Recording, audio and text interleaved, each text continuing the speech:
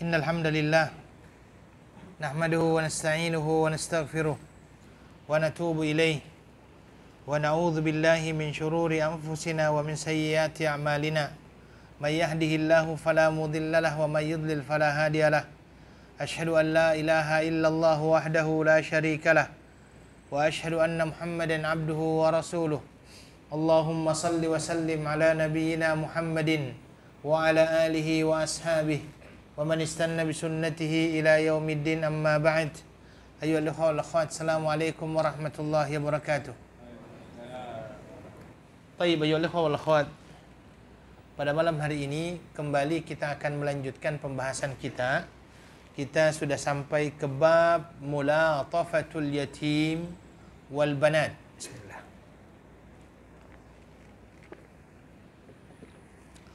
Bab berkenaan dengan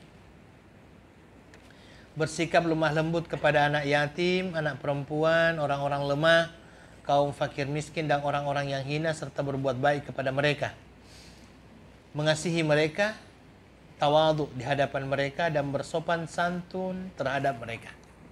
Kita sudah ambil dua ayat. Kemudian kita malam ini insyaAllah kita akan ambil ayat A'udzubillahi minasyaitonirrajim. Fa'ammal yatima fala taqhar wa ammas sa'ila fala tanhar. Okey. Fa'ammal yatima fala taqhar wa ammas sa'ila fala tanhar. Baik, ayolah wal akhwat. Al-muallif rahimahullah membawakan dua ayat ini. Ayat ini dalam surah Ad-Duha yang artinya oleh sebab itu terhadap anak yatim janganlah kamu berlaku sewenang-wenang, dan terhadap orang yang meminta-minta janganlah kamu menghardiknya. Okey. Al-muallif rahimahullah menjelaskan ataupun memasukkan dua ayat ini dalam bab berkenaan dengan berbuat baik, berlemah lembut kepada orang-orang fakir dan miskin dan lain sebagainya. Dan ayolah ikhwah, di dalam ayat ini sebenarnya kalau kita hanya ambil dua ayat, itu sepertinya terpotong dengan ayat sebelumnya.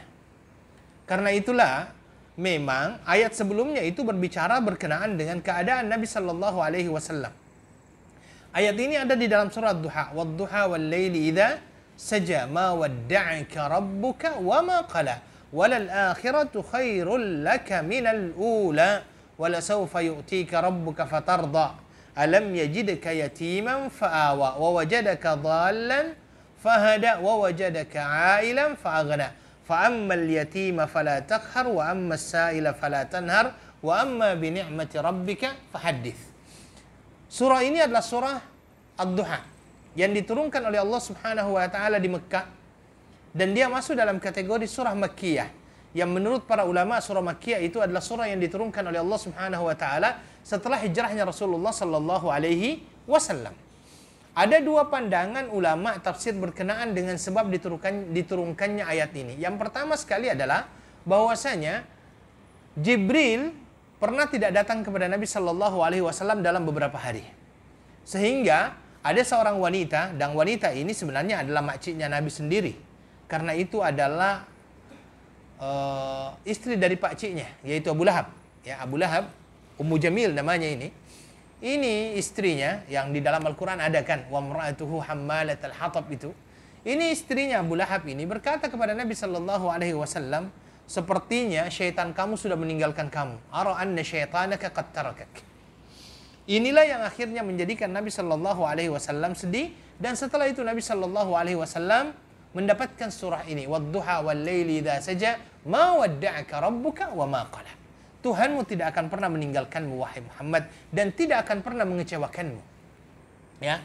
Ini riwayat yang pertama. Riwayat yang kedua, Nabi sallallahu alaihi wasallam itu pernah satu hari tidak bangun untuk melaksanakan salat malam, ya. Tidak bangun untuk melaksanakan salat malam, sehingga dan dia tidak melaksanakannya itu dalam 2 atau 3 hari. Sehingga Ummu Jamil kembali, ini Ummu Jamil ini artinya istri daripada Abu Lahab, kembali berkata, ya, wa inni la arju ay yakuna syaitanaka qad tarakak. Saya harap syaitanmu sudah meninggalkan kamu, ya. Lam arahu qurbak mundu lailataini aw thalath. Saya tidak lihat lagi kamu ini beribadah dalam 2 hari atau 3 malam ini. Ya, maka Allah Subhanahu wa taala menurunkan ayat wadduha wal laili idza saja ma wadda'aka rabbuka wa ma qala. Tuhanmu tidak akan pernah meninggalkanmu wahai Muhammad dan tidak akan menjadikan kamu kecewa. Tayyib ayyuhal ikhwah, di dalam ayat ini setelah itu Allah Subhanahu wa taala menyatakan alam yajidka yatiman fa'awa. Alam yajidka yatiman fa'awa. Bukankah Allah Subhanahu wa taala dulu ya menjadikanmu dalam keadaan yatim ya, fa'awa. Dulu kamu adalah orang yang yatim. Kemudian Allah Subhanahu wa taala melindungimu dan dialah Allah Subhanahu wa taala yang melindungimu. Nabi sallallahu alaihi wasallam ya. Di dalam ayat ini Nabi sallallahu alaihi wasallam dijelaskan bahwa Nabi sallallahu alaihi wasallam dilahirkan dalam keadaan yatim. Kana yatim. Ya, dilahirkan dalam keadaan yatim. Dan Nabi sallallahu alaihi wasallam ketika terlahir dalam keadaan ayahnya sudah wafat. Kemudian setelah itu tidak lama kemudian ibunya pun wafat. Kemudian akhirnya dia dipelihara oleh siapa? Datuknya. Siapa nama datuknya? Abdul Muttalib. Kemudian di tahun ke-8 Abdul Muttalib pun wafat, meninggal. Kemudian digantikan pengasuhannya oleh siapa? Pakciknya, yaitu siapa? Abu Talib. Ya, Abu Talib. Dan Nabi sallallahu alaihi wasallam dalam keadaan yatim. Dalam keadaan yatim tersebut Nabi sallallahu alaihi wasallam mengembalakan kambing dengan mendapatkan upah yang sangat sedikit, qararid. Dalam riwayatnya itu dikatakan ala qararid. Nabi sallallahu alaihi wasallam mendapatkan upah yang sedikit. Kenapa? Nabi sallallahu alaihi wasallam mengembalakan kambing karena Nabi sallallahu alaihi wasallam memang dipersiapkan untuk menjadi seorang nabi dan tiada seorang pun nabi yang diutus oleh Allah Subhanahu wa taala kecuali dia mengembala kambing. Kenapa kambing? Kenapa kambing? Bukan yang lainnya. Kenapa bukan kuda ataupun kenapa bukan lembu misalnya? Karena menurut para ulama ya, dan yang ahli kambing ini, yang namanya kambing ini adalah binatang yang lemah. Sehingga pengembalanya itu lebih berlemah lembut terhadap kambing tersebut, ya. Karena kambing itu sendiri adalah binatang yang lemah. Sehingga pengembalanya ini berlemah lembut terhadap kambing tersebut. Berbeda dengan pengembala onta. Onta itu sifatnya memang keras, sehingga menjadikan pengembalanya juga menjadi keras. Ya. Karena memang onta itu sifatnya dia keras. Dan onta itu adalah merupakan salah satu binatang yang sangat pendendam. Ya, salah satu binatang yang sangat pendendam. Saya pernah dengarkan kisah dari seorang syekh. Dia menceritakan berkenaan dengan onta ini. Jadi onta ini pernah satu hari ada tuannya itu memukul dia keras. Ketika dipukul keras, onta ini lihat-lihat tuannya. Dia perhatikan terus tuannya kemanapun. Dan tuannya ini sudah tahu, oh ini onta pasti akan balas dendam sama dia. Ya, tuannya sudah tahu bahwa dia akan balas dendam sama dia. Apa yang dia lakukan? Dan tuannya biasanya ini tidur siang di bawah pokok. Ya, dia tidur siang di bawah pokok. Sengaja dia ingin melihat bagaimana sebenarnya onta ini balas dendam. Ya, dia ambil batang pohon, kemudian setelah itu dia sengaja selimuti seolah-olah dia sedang tertidur. Tiba-tiba onta ini datang dan kemudian setelah itu sengaja dia buang dirinya di atas pokok tersebut. Ya, karena dia ingin balas dendam terhadap tuannya karena tadi dia dipukul. Dan setelah menyaksikan bahwa ternyata bukan tuannya yang tertidur di situ, ya, menurut syekh yang menceritakan ini, onta ini pergi ke bukit kemudian setelah itu dia bunuh diri. Ya, begitu kerasnya yang namanya onta dalam kehidupannya begitu kan. Nah, ini menunjukkan bahwasanya kenapa Nabi Shallallahu alaihi wasallam memulainya dengan mengembalakan kambing karena menurut para ulama kambing itu adalah binatang yang lemah lembut sehingga orang yang memeliharanya juga lemah lembut. Nabi Shallallahu alaihi wasallam tumbuh dan berkembang dalam keadaan dia yatim. Dalam keadaan dia yatim. Kemudian setelah itu Allah Subhanahu wa taala memuliakannya. Memuliakannya dengan apa? Allah Subhanahu wa taala memudahkannya untuk menikahi siapa? Khadijah bintil Khuwailid. Nabi Shallallahu alaihi wasallam menikah dengan Khadijah. Umur beliau pada saat itu adalah 25 tahun. Sedangkan Khadijah pada saat itu 40 tahun. Saya tidak mau masuk di dalam perdebatan ulama berkenaan dengan umurnya Khadijah di sini, tetapi itulah yang banyak disampaikan oleh para ulama bahwasanya umur daripada Khadijah ketika dinikahi oleh Nabi sallallahu alaihi wasallam pada waktu itu adalah 40 tahun.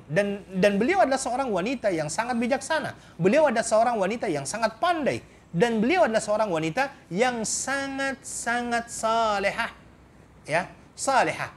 Nabi SAW mendapatkan seluruh anaknya daripada Khadijah radhiyallahu anha kecuali satu. Siapa? Ibrahim adalah merupakan anak Nabi SAW yang didapatkannya dari siapa? Maria Al-Qibtiyah. Sedangkan seluruh anak Nabi sallallahu alaihi wasallam yang lainnya itu berasal dari Khadijah. Mulai dari Al-Qasim, Abdullah, Zainab, siapa lagi? Ummu Kulthum, Fatimah. Itu semuanya berasal dari Khadijah radhiyallahu anha. Kemudian Nabi sallallahu alaihi wasallam dimuliakan oleh Allah Subhanahu wa taala dengan diberikan kepadanya yang namanya wahyu.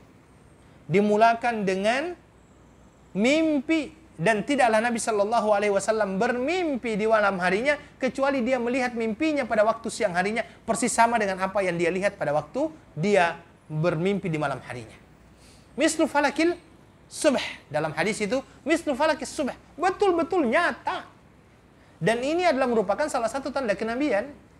Karena salah satu tanda kenabian itu adalah ar-ru'yatus salihah, mimpi yang benar. Dalam hadis dikatakan ar-ru'yatus salihah juz'un min 46 juz'an minan nubuwah. Bahwa mimpi yang benar itu adalah merupakan bagian dari 46 bagian tanda-tanda kenabian. Ya. Nabi sallallahu alaihi wasallam mendapatkan mimpi tersebut.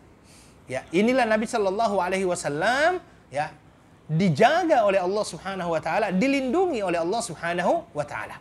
Kemudian yang kedua dikatakan wa wajadaka dhallan fahada, dan Allah Subhanahu wa taala mendapatimu tersesat lalu dia Allah memberikan kepadamu petunjuk. Memberikan kepadamu petunjuk. Para ulama berselisih pendapat berkenaan dengan makna dhallan di sini, sesat. Tetapi jangan sampai kita mengatakan sesatnya Nabi, kata sesat ini sama dengan yang lainnya, tidak, ya. Sesat di sini sebagian ulama ini memberikan beberapa penafsiran. Yang pertama, Nabi Shallallahu Alaihi Wasallam pernah berjalan-jalan di Mekah. Kemudian Nabi Shallallahu Alaihi Wasallam tersesat dalam jalan tersebut. Kemudian akhirnya Allah Subhanahu Wa Taala memberikan kepadanya petunjuk sehingga ia mampu untuk pulang kembali ke rumahnya. Ini makna tersesat yang pertama.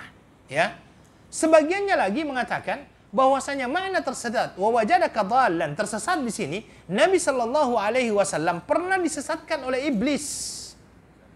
Ya, pernah disesatkan oleh siapa? Oleh iblis. Kemudian Allah Subhanahu wa taala memberikan kepadanya petunjuk, ya. Yang ketiga, makna daripada dhallan di sini adalah Nabi sallallahu alaihi wasallam dulunya adalah orang yang tidak mengerti tentang iman dan Islam. Kemudian Allah Subhanahu wa taala memberikan petunjuk kepadanya. Ya, maka ini adalah makna wa wajadaka dhallan fahada. Wajadaka dhallan menurut ulama tafsir yakni ghairi alim. Engkau didapatinya dalam keadaan dhallan artinya ghair alim. Ghair alim artinya tidak tahu. Karena itu di dalam Al-Qur'an dikatakan wa kadzalika auhayna ilaika ruhan min amrina ma kunta tadri, ya, ma kunta tadri mal kitabu walal iman walakin ja'alnahu nuran nahdi bihi man nasha'. Nahdi bihi man nasha'u min ibadina wa innaka latahdi ila siratim mustaqim.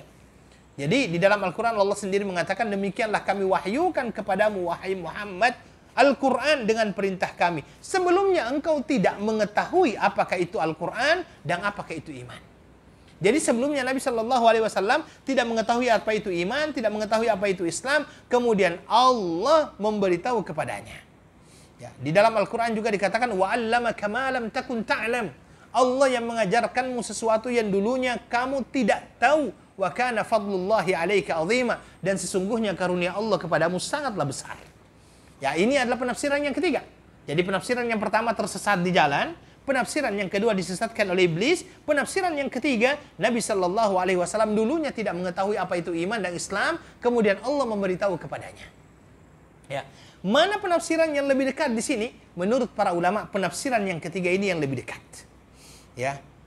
Penafsiran yang ketiga ini adalah penafsiran yang lebih dekat. Makanya dikatakan wa wajadaka dhallan fahada. Allah mendapatimu dalam keadaan tersesat kemudian memberikan kepadamu petunjuk. Petunjuknya apa di sini? Memberikan petunjuk berupa Al-Qur'an, wahyu dari Allah Subhanahu wa taala. Kemudian dikatakan wa wajadaka ailan fa'aghna. Wa wajadaka ailan fa'aghna. Allah Subhanahu wa taala mendapatimu sebagai seseorang yang serba kekurangan, kemudian Allah memberikan kepadamu kecukupan. Ailan yakni fakiran. Ailan di sini artinya adalah fakir. Kemudian aghna menjadikan dia kaya.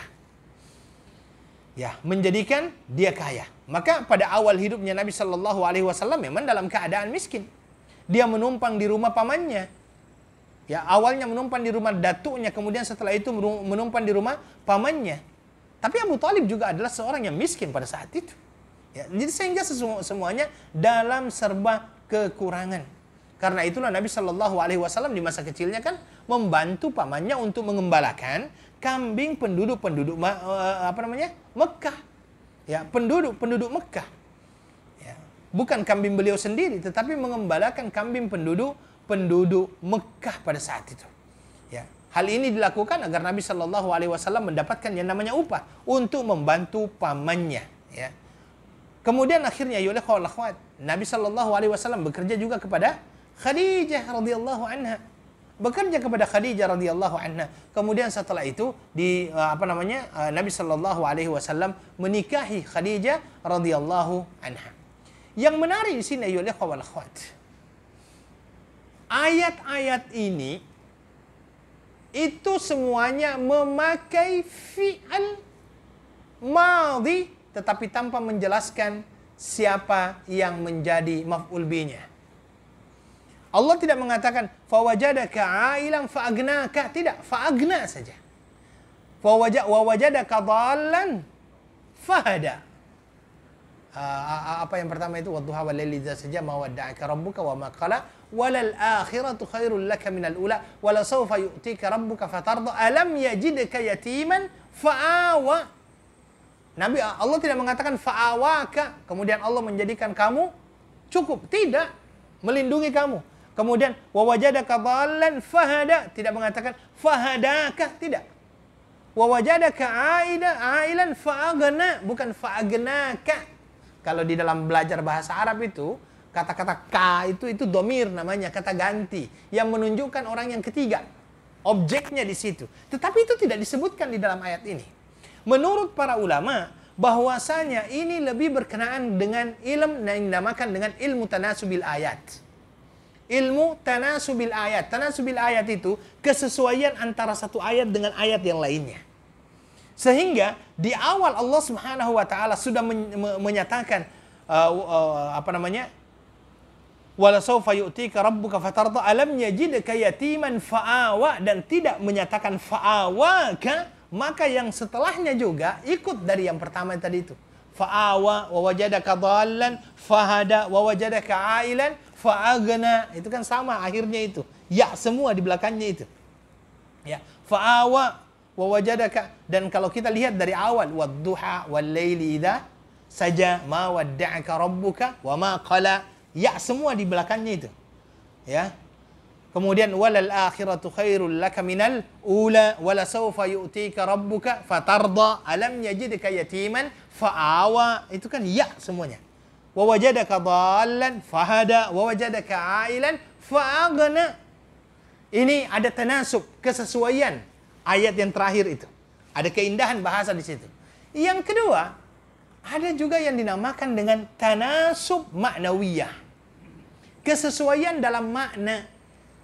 Ketika Allah Subhanahu wa taala mengatakan alam yajidka yatiman fa'awa, bukankah Allah yang menemukanmu dalam keadaan yatim dan melindungimu? Menurut para ulama, kata-kata melindungimu, pertanyaannya, apakah Allah hanya melindungi Nabi sallallahu alaihi wasallam saja? Tidak. Tetapi Allah Subhanahu wa taala melindungi Nabi sekaligus melindungi orang-orang yang mengikuti Rasulullah sallallahu alaihi wasallam. Melindungi Nabi sekaligus melindungi orang-orang yang mengikuti siapa? Rasulullah sallallahu alaihi wasallam. Dan ini adalah merupakan tasliyah.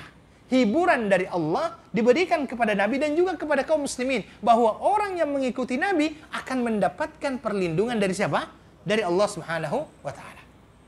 Kemudian yang kedua, wa wajadaka dhallan fahada. Kemudian Allah mendapatimu dalam keadaan tersesat, kemudian memberikan kepadamu petunjuk.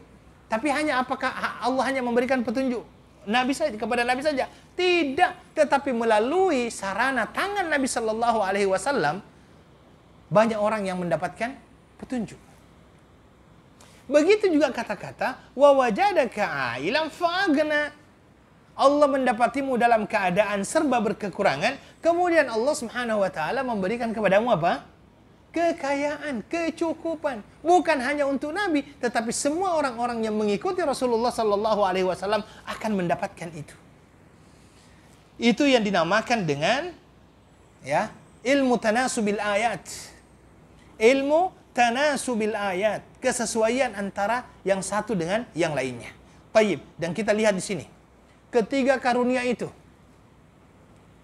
Ketiga karunia. Kan karunia yang pertama tadi itu, wajadaka yatiman fa'awa, itu kan. Alam yajidka yatiman fa'awa. Itu kan karunia yang paling besar.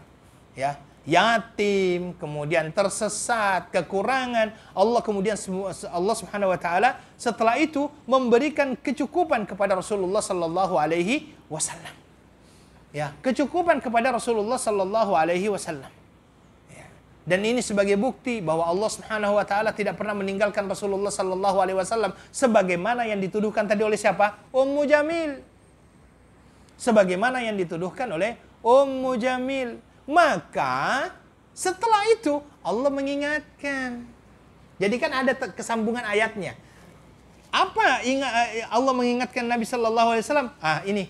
Fa ammal yatima fala taghar wa ammas sa'ila fala tanhar. Dan maka anak yatim janganlah engkau berlaku sewenang-wenang. Jadi seolah-olah Nabi sallallahu alaihi wasallam diingatkan oleh Allah, Muhammad, sebagaimana dahulu engkau yatim lalu Allah melindungimu, maka janganlah engkau berlaku buruk kepada siapa? Anak yatim. Maka kalau kita hanya langsung potong dua ayat tersebut, tidak ada kesambungan dari awal, itu akhirnya maknanya itu seolah-olah tidak tersambung. Tetapi kalau kita sambung dari atas, itu ada kesinambungan. Dan ini adalah ayat yang paling dimengerti oleh Rasulullah sallallahu alaihi wasallam. Kenapa? Beliau adalah orang yang benar-benar mengetahui bagaimana kondisi seorang anak yatim. Karena Nabi pernah mengalaminya. Nabi betul-betul mengetahui kondisi tersebut. Karena Nabi juga dulu pernah dalam keadaan yatim. Dan yatimnya Nabi sallallahu alaihi wasallam ini boleh dikatakan sebagai yatim yang paling sempurna. Kenapa? Belum lahir, bapak tiada. Setelah lahir pun tidak lama setelah itu, ibu tiada. Sempurna kan? Kadang-kadang kan ada orang yang yatim itu, bapaknya saja yang tidak ada, ibunya masih ada. Dia tetap masih mendapatkan yang namanya kasih sayang dari orang tuanya. Masih mendapatkan kasih sayang daripada orang tuanya. Sedangkan Nabi sallallahu alaihi wasallam, beliau sendiri tidak pernah merasakan kasih sayang dari siapa? Dari ayahnya. Bahkan ditinggal mati oleh ibunya ketika beliau dalam keadaan berumur 6 tahun. Berumur 6 tahun.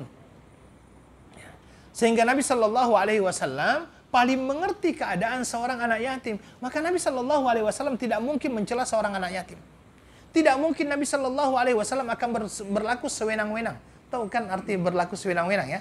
Tidak mungkin Nabi sallallahu alaihi wasallam akan berlaku sewenang-wenang terhadap anak yatim, karena Nabi sallallahu alaihi wasallam sendiri pernah merasakan menjadi seorang yatim. Beliau pernah merasakan hidup dengan penuh keyatiman.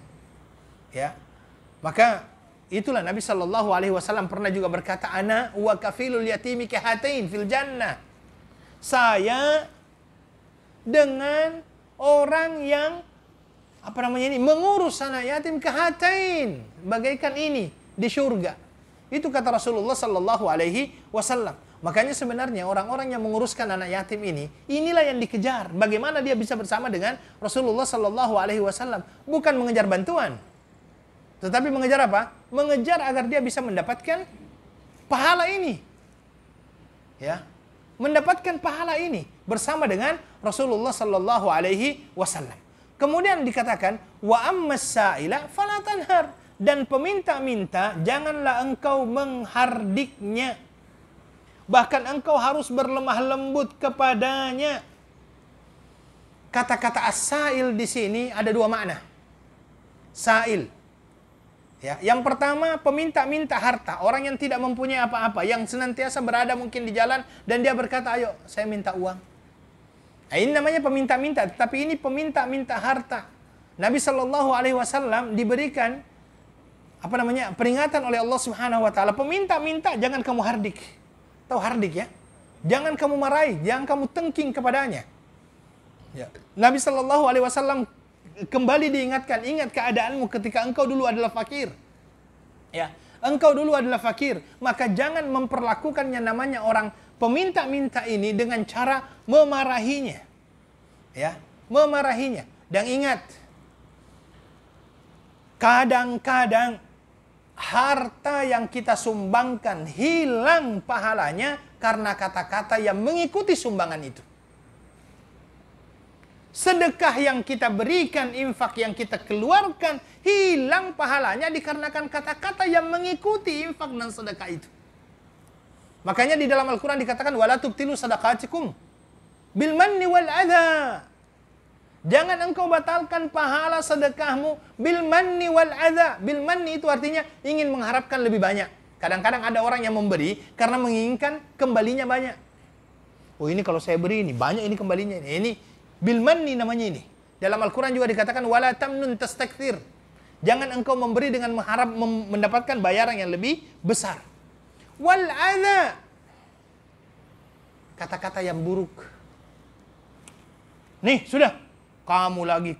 Ini kata-kata kamu lagi ini bisa menghapuskan pahala sedekah infak ini. Ya kan? Makanya kadang-kadang orang-orang yang mau minta sumbangan juga itu berpikir juga meminta dari orang-orang yang seperti itu. Ini mau minta sumbangan sama dia. Kadang memberi sih, tetapi kata-katanya itu tak boleh ang. Kadang-kadang orang mengatakan demikian. Ya. Karena memang kata-katanya kasar. Ya. Kalau orang sini mengatakan tak ada insurans. Ya. Kadang-kadang seperti itu. Memberi tetapi kata-katanya Masya Allah. Yang diberi ini mau terima itu antara terima dengan tidak diterima. Mungkin dia berpikir ada anak-anak yang perlu diberi makan, tidak diterima. Menerima, tetapi harus menerima dengan kata-kata yang kasar tersebut. Berbisa. Kata-katanya berbisa. Makanya dalam Al-Quran dikatakan wa ammas sa'ila fala tanhar. Peminta-minta jangan dihardik. Ini yang pertama. Yang kedua, as-sa'il di sini bisa berarti orang yang bertanya berkenaan dengan satu ilmu. Orang yang memberikan pertanyaan kepadamu, bertanya kepadamu tentang ilmu, jawab dengan sebaiknya, sejujurnya. Karena mungkin dia memang adalah orang yang perlu. Dia adalah orang yang perlu. Dan mungkin dia bertanya karena memang ingin mengetahui berkenaan dengan ilmu tersebut. Tetapi saya hanya berikan satu peringatan. Tidak semua penanya seperti itu. Karena ada juga penanya untuk menguji ustadz. Satu. Ini ustadz tahu tak ini? Saya tanya, dia tahu tak ini? Tes. Yang kedua, ada orang bertanya, cari yang paling mudah. Ustadz, apa hukumnya ini? Haram. Apa hukumnya ini? Haram. Carilah ustadz yang mengatakan makruh. Ya kan? Dicari ustadz. Apa hukumnya ini ustadz? Makruh. Inilah ustadz bagus ini. Nih, yang seperti ini hardik. Kata Syekh Muhammad bin Shalih Al-Utsaimin, kalau seperti ini tidak apa-apa dimarahi seperti ini, orang seperti ini. Dari mana dasarnya? Nabi Shallallahu alaihi wasallam pernah didatangi oleh seseorang, Abdullah bin Zubair. Ya, mungkin maaf, bukan Abdullah bin Zubair, Az-Zubair bin Awam. Az-Zubair bin Awam ketika dia berselisih dengan tetangganya itu berkenaan dengan masalah air kan? Berkenaan dengan masalah air, dia datang kepada Nabi Shallallahu alaihi wasallam. Kemudian Nabi Shallallahu alaihi wasallam berkata, "Kalau begitu, ya, iski ya Zubair, thumma arsilhu ila jarik." Begini aja Zubair, kamu isi dululah kebunmu. Kemudian setelah itu berikan kepada tetanggamu. Tetangganya ini tahu Az-Zubair bin Awam ini adalah anak daripada dia anak saudara Nabi. Ya, dia adalah anak saudara Nabi. Karena ibunya Az-Zubair ini ya adalah saudara dengan bapaknya Nabi Shallallahu Alaihi Wasallam, Safiyah binti Abdul Muttalib. Sehingga dia Az-Zubair bin Awam ini bin Safiyah, ya, anak daripada Safiyah bin Abdul Muttalib. Maka orang ini langsung berkata, "Angkana ibnu ammatika ya Rasulullah." Ini kamu putuskan begini karena anak saudaramu. Nabi Shallallahu Alaihi Wasallam marah waktu itu. Sempat marah Nabi Shallallahu Alaihi Wasallam. Ya, ketika dikatakan demikian. Akhirnya Nabi Shallallahu Alaihi Wasallam berkata, "Iski ya Zubair hatta yasilu ilal judar summa arsilu ilal jarik." Oke, kalau begitu Zubair, penuh-penuh dulu. Nanti kalau sudah penuh, baru berikan sama dia. Ya. Yang jelasnya ya ikhwah, kalau memang orang itu betul-betul bertanya berkenaan dengan keinginan tahuan dia, berkenaan dengan ilmu, jangan dihardik. Jangan dihardik, berikan jawaban yang benar. Tetapi kalau seandainya dia datang untuk menguji, cari yang muda-muda, nah ini. Ya, ini hal yang perlu untuk kita pahami bersama. Kemudian setelah itu dikatakan wa amma bi ni'mati rabbika fahaddits. Ya, wa amma bi ni'mati rabbika fahaddits. Dan berkenaan dengan nikmat Tuhanmu maka sampaikanlah. Ya, nikmat Allah Subhanahu wa taala yang engkau dapatkan. Dalam hal ini nikmat di sini ditafsirkan oleh para ulama dengan 3 penafsiran. Penafsiran yang pertama nikmat kenabian. Ya, nikmat kenabian. Nabi Shallallahu Alaihi Wasallam dikatakan nikmat Tuhanmu berupa kenabian itu sampaikan, seruhlah kepada manusia yang ada di sekitarmu untuk mengimani kenabianmu. Ini yang pertama. Kemudian yang kedua, nikmat yang dimaksud di sini adalah nikmat Al-Quran. Maksudnya apa? Bacakan Al-Quran, sampaikan Al-Quran. Itu nikmat Al-Quran. Yang ketiga, nikmat secara umum. Ya, nikmat secara umum. Misalnya saja, ketika seorang mendapatkan yang namanya nikmat, dia ucapkan, Alhamdulillah, Allah memberikan saya nikmat begini. Dan jangan hanya harta, ilmu pun adalah nikmat, rezeki, anak pun rezeki.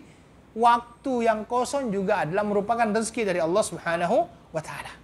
Maka membicarakan nikmat, menyampaikan nikmat ini ada dengan dua cara. Cara yang pertama dengan lisan, cara yang kedua dengan amalan.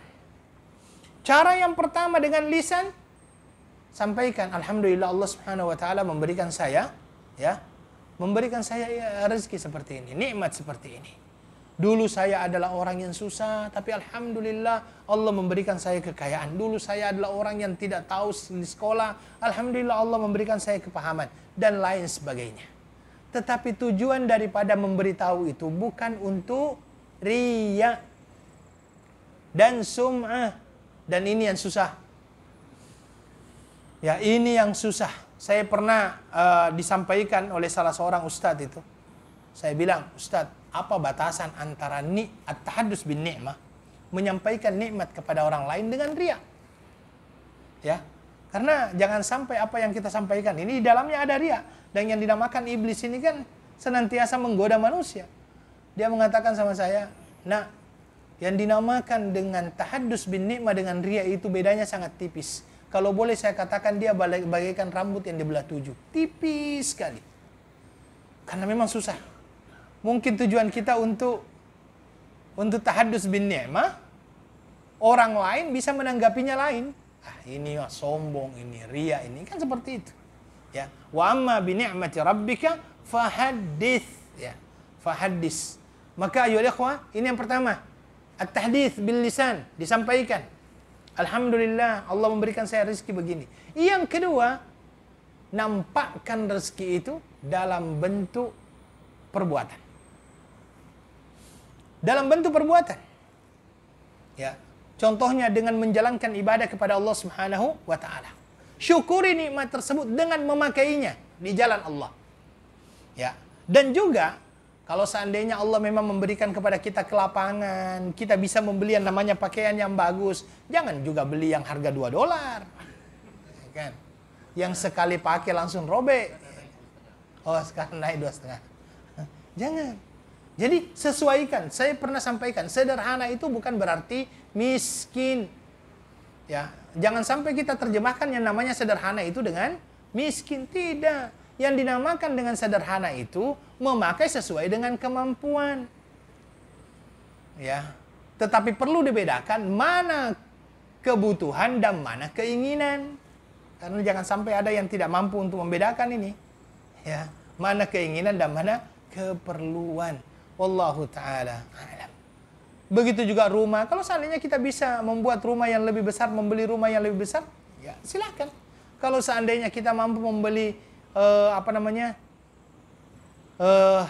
kereta yang bagus, silakan. Ya, selama itu ada kemampuan. Dan ini masuk dalam kategori at-tahadduts bin ni'mah. Kalau seandainya nikmat-nikmat tersebut kita pakai untuk hal-hal yang baik. Taib, kita masuk lagi satu ayat lagi kalau tidak salah ini. Ya, a'udzubillahi minasyaitonirrajim. Bismillahirrahmanirrahim. Ara'aita alladhi yukadzibu bid-din, fadzalika alladhi yad'u'ul yatim wa la yahuddu 'ala ta'amil miskin. Ya, sampai di situ. Tahukah kamu orang yang mendustakan agama, itulah orang yang menghardik anak yatim dan tidak menganjurkan memberi makan orang miskin. Ya, mendustakan agama. Al-Muallif rahimahullah di dalam ayat ini ya, menjelaskan berkenaan dengan perlunya kita berlemah lembut kepada anak yatim dan juga orang-orang yang duafa ataupun orang-orang yang lemah. Allah di dalam ayat ini mengatakan ara'aital ladzi yukadzibu bid-din. Menurut para ulama, kata-kata ara'aita sebenarnya bukan tahukah kamu. Tetapi makna ara'aita di sini adalah akhbirni, beritahu aku. Ya, akhbirni, beritahu saya. Ya. Beritahu saya berkenaan dengan keadaan orang ini dan mau jadi apa dia nantinya. Itu makna ara'aita. Jadi ara'aita itu beritahu kepadaku tentang orang ini dan bagaimana dia nantinya. Ya. Ini makna daripada ara'aital ladzi yukadzibu bid-din. Ad-din sendiri itu adalah al-jaza. Al-jaza. Al-jaza di sini apa? Yaum akhir. Hari kemudian. Dari mana kita mengambil maknanya adalah hari kemudian? Coba kita masuk ke dalam surah Al-Fatihah. Ya, suratul Fatihah itu dikatakan A'udzubillahi minasyaitonirrajim. Bismillahirrahmanirrahim. Alhamdulillahirabbil alamin arrahmanirrahim maliki yaumiddin. Pemilik hari akhir. Ad-din di sini maknahu al-jaza, pahala. Hari di mana di situ ada pembalasan yang Allah berikan kepada orang-orang yang telah hidup di dunia. Oke? Apakah dia akan mendapatkan pahala atau dia akan mendapatkan dosa, surga atau neraka. Oke? Dan di sini dikatakan fadzalikal ladzi yad'ul yatim. Tanda-tanda orang yang mendustakan hari akhir, mendustakan hari kiamat itu, tanda-tandanya adalah orang-orang yang menghardik anak yatim. Menghardik ini memarahinya, tidak menyayanginya, ya, tidak menyayanginya. Wala yahuddu ala ta'amil miskin, begitu juga dia tidak pernah menganjurkan untuk memberikan makan kepada orang miskin, baik dari dirinya maupun daripada orang lain. Dia tidak memberikan makan orang-orang miskin. Dan ini adalah keadaan yang sangat buruk. Keadaan yang sangat buruk. Keadaan sangat buruk kenapa? Sudahlah dia tidak memberi makan dan dia pun melarang orang lain untuk memberi makan. Enggak usah. Ya, tidak perlu kasih makan. Banyak yang kasih bantuan itu. Ini sudah menjadi provokator itu. Ya, provokator untuk masuk neraka. Ya, kadang-kadang seperti itu. Sudahlah dia tidak memberi makan, dia orang lain mau beri makan pun ditahan-tahan. Jangan dulu. Nggak usah kasih makan. Nah ini adalah masuk dalam kategori keadaan yang paling buruk. Ya. Karena kenapa? Kalau seandainya dia percaya akan adanya hari akhir, dia percaya akan adanya surga dan neraka, dia percaya akan adanya pahala dan dosa, dia tidak lakukan itu. Dia tidak lakukan itu. Makanya di dalam suratul Fajr itu dikatakan kalla balla tukrimunal yatim wala tahadduna ala ta'amil miskin. Sekali-kali tidak, karena kalian tidak pernah memuliakan anak yatim dan tidak pernah memerintahkan untuk memberikan makan kepada orang miskin. Ya, tidak pernah memberikan kepada orang miskin. Nah, coba lihat ayat ini. Berkenaan dengan orang miskin dikatakan tidak diberikan makan. Karena orang miskin memang yang dia perlukan adalah apa? Makanan. Orang miskin itu yang diperlukan adalah makanan untuk memenuhi keperluannya sehari-hari. Anak yatim belum tentu miskin. Anak yatim belum tentu miskin. Maka anak yatim itu bukan makanan yang diperlukan. Kasih sayang. Maka di dalam Al-Quran dikatakan apa? Balla tukrimunal yatim. Kalian tidak menghormati, tidak memberikan kasih sayang terhadap orang-orang yatim. Dan tidak menganjurkan untuk memberi makan kepada orang miskin. Kalau lihat ayat ini, kenapa ada perbedaan antara yatim dengan miskin? Miskin itu yang dia perlukan makanan untuk memenuhi keperluannya sehari-hari. Yatim yang dia perlukan kasih sayang. Karena tidak semua orang yatim itu miskin. Makanya kadang-kadang saya sampaikan begini. Kalau antum mau memberikan bantuan, jangan senantiasa cari anak yatim. Ya, ada anak yatim tak? Karena anak yatim belum tentu miskin. Kalau ayahnya sebelumnya adalah orang kaya, kemudian meninggal, anak itu mewarisi kekayaan ayahnya yang sangat banyak. Bukan makanan yang dia perlukan, kasih sayang. Ya, yang dia perlukan itu adalah kasih sayang. Itu yang dikatakan oleh Allah Subhanahu wa Ta'ala. Ya. Tetapi kalau seandainya mau memberi makan, itu cari orang miskin. Cari orang dhaif. Ya, cari orang fakir. Berikan mereka. Saya nggak mau. Saya hanya mau anak yatim saja. Kasih sayanglah sama dia. Ya. Jangan hanya sayang sama ininya. Jadi, ini perlu. Bahwasanya berlemah lembut kepada orang-orang yang lemah, berlemah lembut kepada orang-orang yang yatim. Ya, perlu untuk kita menyayangi mereka. Ya, menyayangi mereka. Dan ingat, Allah Subhanahu wa Ta'ala akan merahmati, menyayangi hamba-hambanya yang penyayang. Makanya di dalam hadis dikatakan rahimun yarhamuhur rahman, yarhamuhumur rahman. Orang-orang yang penyayang ini akan disayang oleh Allah. Dalam hadis yang lainnya dikatakan innama yarhamullahu min ibadihir ruhama. Sesungguhnya Allah hanya menyayangi hamba-hambanya yang penyayang. Mudah-mudahan kita yang berada di sini ini masuk dalam kategori ini. Orang-orang yang penyayang, menyayangi anak-anak yang fakir, miskin, ya, dan juga menyayangi anak-anak yatim dan memberikan makanan kepada orang-orang miskin dan fakir yang memerlukan. Wallahu ta'ala alam. Kita masuk kepada hadis yang pertama. Hadis yang ke-260. Wan Sa'ad bin Abi Waqqas. Sa'ad bin Abi Waqqas radhiyallahu anhu qala, kunna ma'an nabiy sallallahu alaihi wasallam 6 nafar. Ya. Faqala al-musyrikun lin-nabiy sallallahu alaihi wasallam, utrut haula لا يجترئون علينا وكنت أنا وابن مسعود ورجل من حذيل وبلال ورجلان لست أسميهما فوقع في نفس رسول الله صلى الله عليه وسلم ما شاء الله أن يقع فحدث نفسه فأنزل الله تعالى ولا تطرد الذين يدعون ربهم بالغداة والعشي يريدون وجهه. Dari Sa'ad bin Abi Waqqas radhiyallahu anhu, beliau berkata, kami bersama Nabi sallallahu alaihi wasallam. Bismillah. Dan kami semua ada 6 orang. Kaum musyrikin lalu berkata, ya, dan pada saat itu ada 6 orang, dan kaum musyrikin pada saat itu berkata, usirlah 6 orang itu. Ya, supaya mereka tidak berani kepada kita. Ya.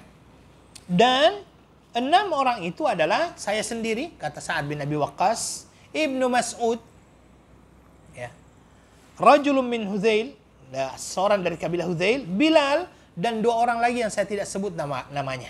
Ya. Kemudian Hal itu berkesan sekali dalam jiwa Rasulullah sallallahu alaihi wasallam yang dalam, yang dikehendaki oleh Allah Subhanahu wa taala. Lalu beliau membisikkan dalam jiwanya. Kemudian turunlah ayat, wala tatrudil ladzina, janganlah kamu mengusir orang-orang yang menyeru kepada Rabb mereka pada pagi dan sore hari sedangkan mereka menghendaki keridhaannya. Taib ayyuhal ikhwah wal akhwat. Ini adalah hadis yang disampaikan oleh Sa'ad bin Abi Waqqas radhiyallahu an, bahwa beliau kata beliau, kami bersama 6 orang bersama Rasulullah sallallahu alaihi wasallam. Berarti dengan Rasulullah itu ada 7. Ya, ada 7. 6 bersama dengan Nabi berarti dia ada 7. Ya, 7 orang. Dan ini berada di awal Islam ketika berada di Mekah, ya. Karena Sa'id bin Abi Waqqas kemudian yang lainnya ini adalah termasuk orang-orang yang pertama kali masuk ke dalam Islam. Ya, ketika beliau Islam banyak sekali orang yang masuk Islam setelahnya. Dan kita semua maklum bahwasanya orang yang pertama kali masuk Islam siapa? Abu Bakar radhiyallahu an, setelah Khadijah binti Khuwailid, ya. Ya, dan ada juga Waraqah bin Naufal, dan 6 orang yang disampaikan tersebut diantaranya adalah Ibnu Mas'ud radhiyallahu an. Beliau adalah seorang pengembala kambing, fakir juga. Kemudian ada Bilal bin Rabah, dulunya adalah hamba sahaya. Dan mereka bersama dengan Rasulullah sallallahu alaihi wasallam pada saat itu sedang duduk-duduk mendengarkan apa yang disampaikan oleh Rasulullah sallallahu alaihi wasallam dan mengambil manfaat dari apa yang disampaikan oleh beliau. Pada saat itu tiba-tiba orang-orang Quraisy pembesarnya datang. Dia menghadap kepada Rasulullah sallallahu alaihi wasallam dan dia berhadapan dengan Nabi sallallahu alaihi wasallam. Di hadapan Nabi, ketika orang musyrik melihat, ini kok ada sahabat-sahabat yang mereka anggap sebagai golongan yang rendah menurut mereka, mereka akhirnya berkata kepada Nabi sallallahu alaihi wasallam, "Wahai Muhammad, usir mereka." 6 orang ini usir. Ya, kenapa? Karena menurut mereka orang 6 ini adalah orang-orang yang hina di mata mereka, orang-orang yang hina yang duduk bersama Rasulullah sallallahu alaihi wasallam. Nabi pada waktu itu sempat berpikir, ya, sempat berpikir untuk melakukan hal tersebut. Kemudian Allah Subhanahu wa taala menurunkan ayat, "Wala tatrudil ladzina yad'una rabbahum bil ghadati wal 'ashyi yuriduna wajhah." Janganlah engkau mengusir orang-orang yang menyeru kepada Rabbnya pada waktu pagi dan sore hari sedangkan mereka menghendaki keridhaannya. Menghendaki keridhaannya. Allah Subhanahu wa taala melarang Rasulullah sallallahu alaihi wasallam mengusir mereka walaupun mereka adalah orang-orang fakir. Walaupun mereka mungkin tidak mempunyai nilai di dalam masyarakat, tetapi dia mempunyai nilai di sisi Allah Subhanahu wa taala. Kenapa? Karena orang-orang inilah orang-orang yang berdoa kepada Allah Subhanahu wa taala pagi dan petang. Pagi dan sore hari. Meminta kepada Allah, berharap kepada Allah. Ya, senantiasa meminta syurga dari Allah Subhanahu wa taala. Mereka adalah orang-orang yang senantiasa meminta dijauhkan oleh Allah Subhanahu wa taala dari api neraka. Mereka berdoa kepada Allah Subhanahu wa taala, melaksanakan ibadah, salat. Dan di dalam salatnya dia juga berdoa, Rabbighfirli. Di antaranya juga Rabbana atina fid dunya hasanah wa ini doa-doa mereka. Ini doa-doa mereka. Dan tujuan mereka ketika melakukan itu semata-mata adalah untuk mendapatkan ridha Allah Subhanahu wa taala. Ya. Dan di sini ayyuhal ikhwah wal akhwat ada kata-kata yuriduna wajha. Yuriduna wajha, mengharapkan wajah Allah, dan ini merupakan peringatan pentingnya ikhlas di dalam kita beribadah. Dan bahwasanya ikhlas itu mempunyai kesan yang sangat besar dalam diterimanya ibadah seseorang. Dan menaikkan kedudukan dan derajat seseorang di sisi Allah Subhanahu wa taala. Dan setiap seseorang itu melaksanakan ibadah ikhlas karena Allah. Semakin ikhlas dia, semakin tinggi derajatnya di sisi Allah Subhanahu wa taala dan semakin banyak pahala yang dia dapatkan dari Allah Subhanahu wa taala. Berapa banyak orang yang melaksanakan salat, berdua dia salat. Salat sama-sama salat, salatnya sama, salat asar misalnya. Gerakannya sama. Gerakannya sama, dari awal sampai akhir sama, bacaannya sama, tetapi belum tentu dalam pahala dia sama, karena mungkin saja keikhlasannya membedakan. Keikhlasannya yang membedakan. Mungkin saja perbedaannya antara bainas sama wal ard. Ya, antara langit dan bumi perbedaannya. Yang satunya diterima, satunya mungkin tidak diterima. Karena apa? Keikhlasannya. Makanya ayolah wal akhwat, kita senantiasa perlu berusaha agar bagaimana kita mengikhlaskan ibadah semata-mata karena Allah Subhanahu wa taala, dan jangan sampai kita beribadah untuk mengharapkan dunia. Karena terus terang banyak juga orang yang akhirnya terfitnah dengan masalah ini. Berangkat umroh, balik umroh, perdagangannya tambah bagus. Bagus juga ya saya umroh, pergi lagi lah umroh. Mudah-mudahan perdagangan saya tambah maju. Nah, ini sudah lain ini. Ya, sudah bukan karena Allah itu. Banyak sekali orang yang melaksanakan sholat duha semata-mata agar rezekinya dilancarkan. Bahkan kadang-kadang sholat duhanya tidak pernah ketinggalan. Subuhnya dijamak dengan duha. Ya, sholat duha pakai kunut. Seperti itu. Ini yang masalah. Karena kenapa? Cara beribadahnya semata-mata hanya untuk mendapatkan yang namanya duniawi ini, ya. Duniawi. Maka ini perlu untuk kita senantiasa berusaha sekuat tenaga. Berusaha sekuat tenaga agar kita ikhlaskan ibadah kepada Allah Subhanahu wa taala. Ya, mengikhlaskan ibadah kepada Allah Subhanahu wa taala. Yuriduna wajhah. Dan hanyalah amalan yang ikhlas yang akan diterima oleh Allah Subhanahu wa taala. Bukankah tiga orang yang masuk ke dalam gua itu semuanya berdoa kepada Allah dengan amalan yang paling ikhlas yang pernah mereka lakukan? Barulah mereka mendapatkan jalan keluar yang Allah Subhanahu wa taala berikan kepada mereka. Ya. Tayyib. Dan dari hadis ini juga ya wal akhwat, ada satu pelajaran yang perlu kita ambil. Apa itu? Kalau mau duduk-duduk, ngopi-ngopi, cari teman yang baik. Jangan seperti itu tadi, suruh untuk diusir. Ini usir ini. Karena dia orang tidak baik. Makanya kalau ngopi-ngopi, cari teman yang baik-baik. Yang mengingatkan kepada akhirat. Bukan hanya mengingatkan masalah dunia terus. Ya, cari teman duduk yang senantiasa mengingatkan kepada Allah Subhanahu wa taala. Walaupun mungkin itu adalah orang yang menurut orang lain biasa-biasa saja. Mungkin menurut masyarakat dia mempunyai kedudukan di dalam sosial itu orang yang biasa-biasa saja. Selama dia adalah orang-orang yang baik, temani dia duduk. Karena banyak juga orang yang tidak perhatian dengan masalah itu. Begitu bangganya kalau seandainya dia duduk dengan artis. Adik, saya duduk dengan artis. Masya Allah. Foto sama pejabat, gembiranya bukan main. Ya kan? Dia hanya mau seperti itu saja. Ya. Seperti itu, kalau seandainya tidak ada masalah, tidak perlu. Ya, tidak perlu. Ya. Kecuali kalau Anda mempunyai misi dakwah tersendiri. Saya harus duduk dengan artis ini. Untuk apa? Saya nak dakwah dia. Silahkan. Tapi kalau seandainya hanya seperti itu saja, tidak perlu. Ya, takut terbalik pula ya, dia yang didakwahi. Ya, maka ayolah wal akhwat, maka teman duduk ini sangat penting. Sahabat ini sangat penting.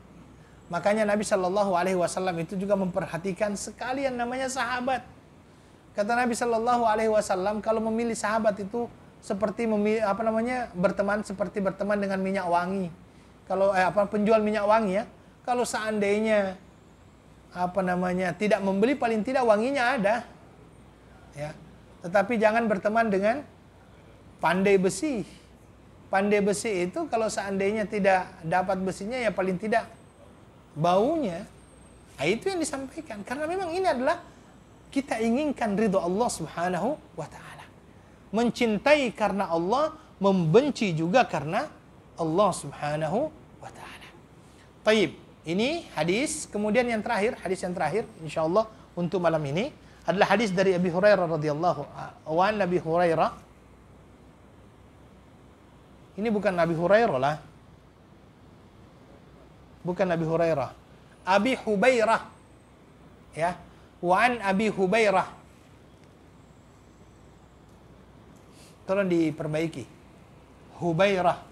Ha ba ya ra.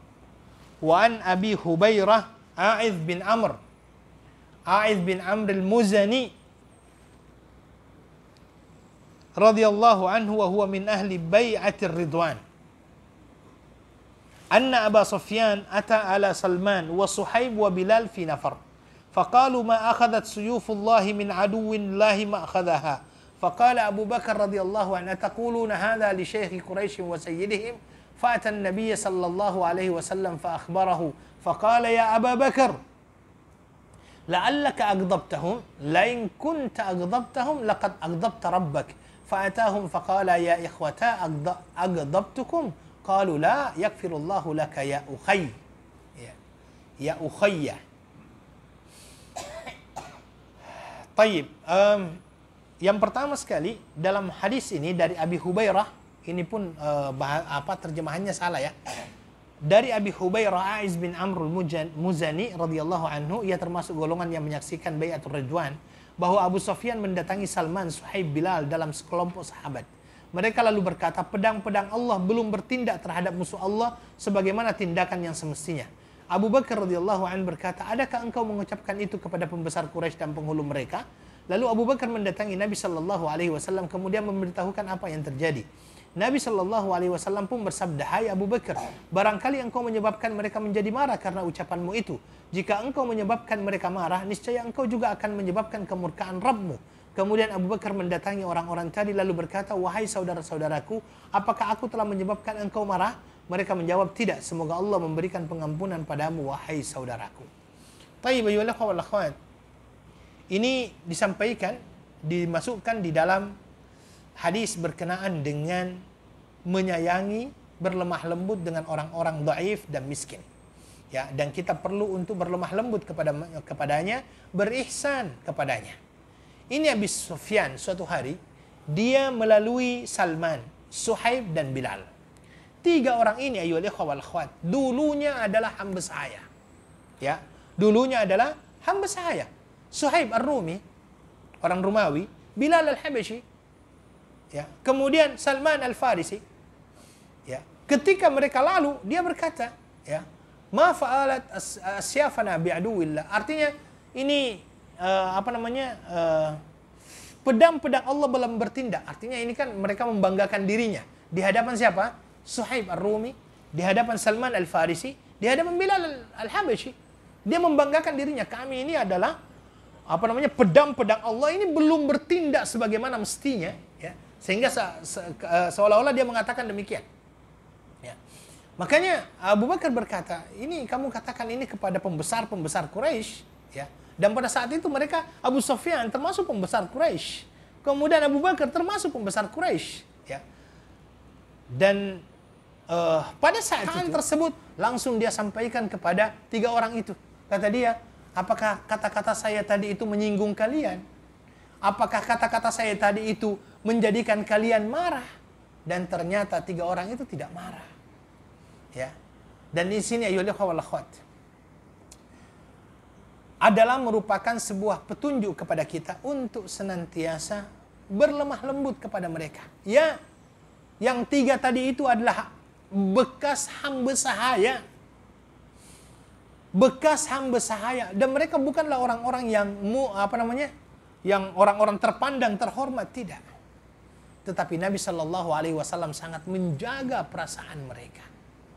Makanya hati-hati. Hati-hati. Khususnya di dalam berkata-kata. Karena terkadang mohon maaf, kita ini tidak mampu untuk menjaga kata-kata. Terkadang ada orang, ya ada orang yang cerita itu, katanya waktu buka puasa dia lihat banyak anak-anak yang juga ikut bersama ibu bapaknya. Kemudian dikarenakan ingin menggembirakan anak-anak tersebut, dibelikanlah coklat. Dia belikan coklat sampai di sini, tiba-tiba ada orang yang langsung teriak, junk food ini katanya kan. Di hadapan orang yang beli itu. Tersinggunglah orang itu. Ya, karena memang kita tidak bisa menjaga kata-kata tersebut. Makanya kalau yang namanya kata-kata itu tapis lagi. Ya, ditapis ini benar tidak, ini melukai tidak. Karena jangan sampai kata-kata kita ini, ada perkataan orang Arab yang mengatakan, al-kalamu yanfud ma la yanfuduhul ibar. Kata-kata itu mampu menembus apa-apa yang tidak bisa ditembus oleh jarum sekalipun. Perkataan perlu untuk kita senantiasa jaga. Wallahu ta'ala alam. Saya kira itu. Ada pertanyaan mungkin, silahkan.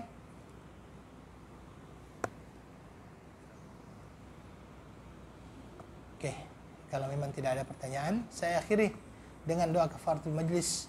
Subhanakallahumma wa bihamdika asyhadu an la ilaha illa anta astaghfiruka wa atubu ilaik wa akhiru da'wana alhamdulillahi rabbil alamin. Assalamualaikum warahmatullahi wabarakatuh.